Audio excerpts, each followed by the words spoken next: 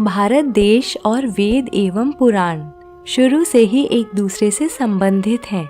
फिर भी हम में से अधिकांश लोग वेद और पुराणों में क्या भेद है यह नहीं जानते।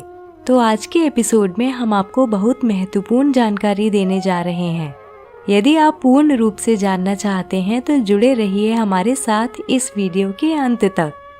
वेद न केवल भारत अपितु संपूर्ण संसार के सबसे प्राचीन ग्रंथ हैं और संसार के सबसे पुराने दस्तावेज भी हैं। वेदों के उल्लेख को वैज्ञानिकों ने भी सही माना है।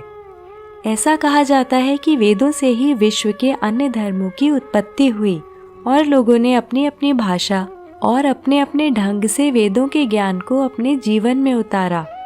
वेद शब्द की उत्पत्ति संस्कृत के विद शब्द से हुई है, जिसका अर्थ है ज्ञान। इसलिए वेदों को ज्ञान के ग्रंथ कहा जाता है। विद्या, विद्वान आदि शब्दों की उत्पत्ति भी यहीं से हुई है। वेदों को श्रुति भी कहा जाता है, क्योंकि यह ज्ञान ईश्वर द्वारा ऋषि मुनियों को सुनाया गया था। उस काल में वेद लिखित रूप में नहीं थे, इसलिए इस ज्ञान को स्मृति के रूप में ही याद रखा गया था। यह स्मृति और बुद्धि पर आधारित ग्रंथ था।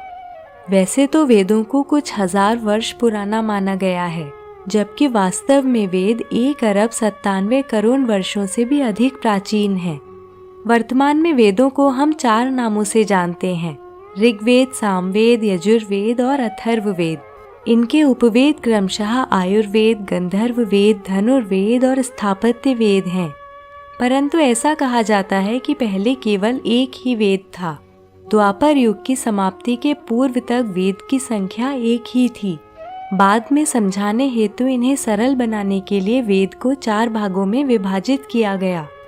ऋग को धर्म, यजुर को मोक्ष, साम को काम और अथर्व को अर्थ भी कहा जाता है। और इसी आधार पर धर्म शास्त्र, मोक्ष शास्त्र, काम शास्त्र और अर्थशास्त्र भी लिखे गए। वेदों में मनुष्य जीवन से संबंधित हर बात उल्लेखनीय है।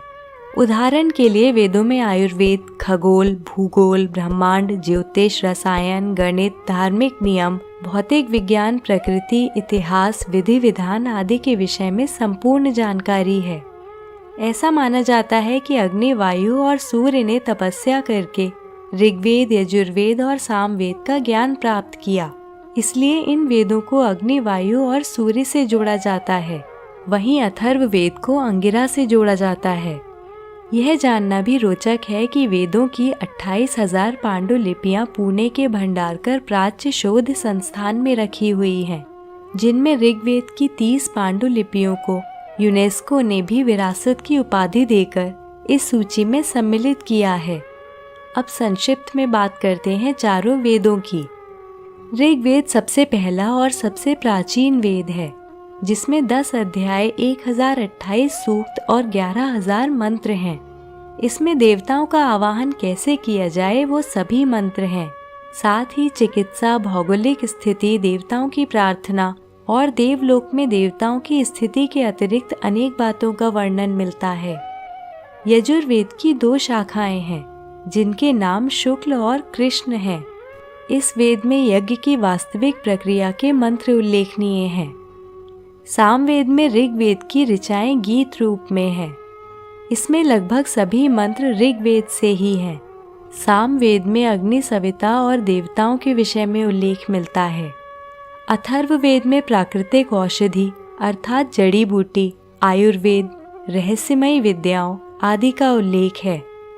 अब जानेंगे पुराण क्या है। पुराणों की संख्या कुल मिलाकर 18 है। ऐसी भी मान्यता है कि वेदों को लिखित रूप में लाने के बाद भी सभी श्लोकों में लगभग 100 करोड़ श्लोक बच गए थे। इन श्लोकों का संकलन वेद व्यास द्वारा किया गया, जिनमें से मुख्य 18 संकलों को पुराण कहा गया। इसके बाद लगभग 18 उपपुराण लिखे गए और इनके अतिरिक्त बचे हुए श्लोकों को लेकर 28 उपपुराण और भी लिखे गए।